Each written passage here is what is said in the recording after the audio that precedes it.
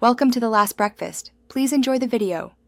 In this video, I will show you how to make delicious vegetarian gravy. First, gather your ingredients. You'll begin by sautéing aromatic vegetables like onions, carrots, and celery in a pan until they are tender.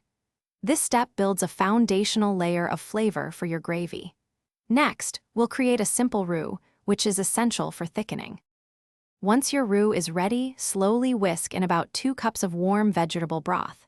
This prevents lumps and ensures a smooth consistency. Continue whisking as the gravy thickens. Now is the perfect time to introduce your favorite herbs, such as a sprig of fresh thyme or a pinch of dried sage, to deepen the flavor profile. Don't forget to season with salt and pepper. Allow your gravy to simmer gently for 5 to 7 minutes. This gives the flavors time to meld beautifully and allows the gravy to reach its desired thickness. Remember to stir it occasionally to keep it smooth and prevent any sticking to the bottom of the pan. If you prefer a thinner gravy, simply add a little more broth.